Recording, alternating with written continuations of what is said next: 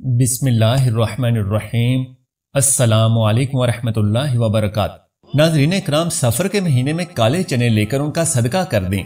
हर हाजत ऐसे पूरी हो जाएगी जैसे पूरी होने का हक बनता है। दौलत मांगोगे तो दौलत मिल जाएगी, जितनी मांगोगे उतनी ही मिल जाएगी। और अगर आप अपने किसी मकसद में कामयाबी हासिल करना चाहते हैं तो कामयाबी आपके कदमों में होगी। आपकी हर एक दुआ कबूल हो जाएगी। अल्लाह तबारक व तआला आपकी हर एक हाजत को इंशाअल्लाह पूरी कर देंगे। दौलत, रिस्क, पैसे, किसी भी चीज की कमी बाकी ना रहेगी। तो आपने बस ये करना है कि काले चने ले लेने हैं और सफर के महीने में किसी भी दिन बताए गए तरीके से सदका कर देने हैं। प्यारे बहन और भाइयों, काले चनों का सदका आपने कैसे करना है और किन बातों का ख्याल रखना है, ये सब जानने के लिए इस वीडियो को आखिर तक जरूर देखिएगा ताकि कोई भी जरूरी बात आपसे मिस ना हो जाए। प्यारे नाज़रीन, आपने अपने बड़े बूढ़ों से सफर के महीने में काले चनों का सदका करने के बारे में यकीनन सुन रखा होगा। पहले तो सफर के महीने में काले चनों का सदका बहुत ही ज्यादा किया जाता था, लेकिन आज भी जो लोग दीन का शऊर रखते हैं और दीन को समझते हैं तो वह सफर के महीने में काले चनों का सदका देना कभी नहीं भूलते।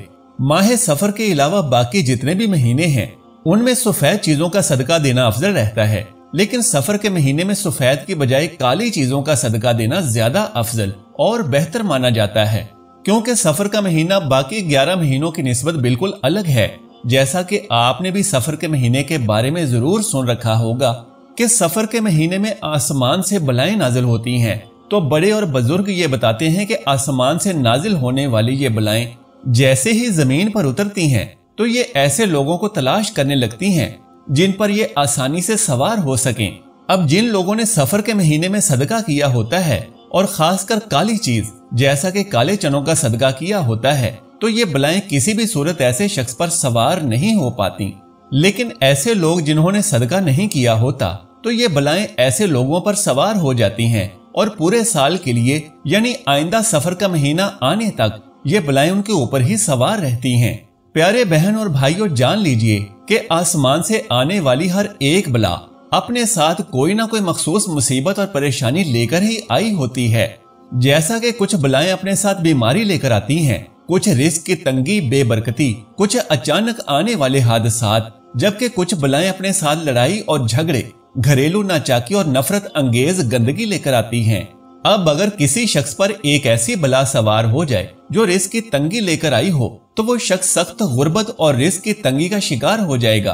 और फिर वो शख्स जितनी भी कोशिश कर ले और जितनी भी हिकमत चला ले, वो रिस्क और दौलत के हवाले से पूरा साल परेशानी में ही धंसा और फंसा रहता है। इसी तरह से अगर किसी शख्स पर एक ऐसी बला सवार हो जाए जो अपने साथ बीमारी लेकर आई है तो फिर वो शख्स बीमार रहने लग जाएगा। डॉक्टर्स लाख कोशिशें कर लेगा लेकिन डॉक्टर को समझ ही नहीं आएगा कि उस शख्स को असल मर्ज क्या है। तो प्यारे बहन भाइयों, इन तमाम मुश्किलात का एक निहायत ही आसान हल ये है कि अगर आप सफर के महीने में काले चनों का सदका कर देते हैं तो ना सिर्फ आप आसमान से नाजिल होने वाली इन तमाम आफतों और बलाओं से महफूज हो जाते हैं, बल्कि सफर के महीने में काले चनों का सदका इस तरीके से करने से जो आपको अभी इस वीडियो में बताया जाएगा, आपकी हर हाजत, हर दुआ और आपके दिल में जो भी हाजत है इंशाअल्लाह ऐसे पूरी होगी जैसे पूरी होने का हक बनता है। अगर आप दौलतमंद बनना चाहते हैं तो इंशाअल्लाह अल्लाह तबारक व तआला आपको इतना रिस्क और दौलत अता फरमाएगा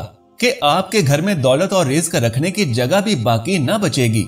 लेकिन अगर आपकी कोई और हाजत है और आप अपने किसी और मकसद में कामयाबी हासिल करना चाहते हैं तो इंशाअल्लाह सफर के महीने में काले चनों का सदका दे देने के बाद आपकी हर दुआ और हर हाजत पूरी हो जाएगी। तो नाजरीन, सफर के महीने में काले चनों का सदका देने का एक और फायदा ये भी है कि इंशाअल्लाह आप पूरे साल के लिए जादू टोने, नजरे बद और हासिद के हसद से भी महफूज हो जाएंगे। प्यारे नाजरीन, आइए अब जान लेते हैं कि आपने काले चनों का ये सदका आखिर कैसे देना है। तो जान लीजिए कि काले चनों का सदका देने के लिए आपने बाजार से 1 पाव काले चने लेकर आने हैं।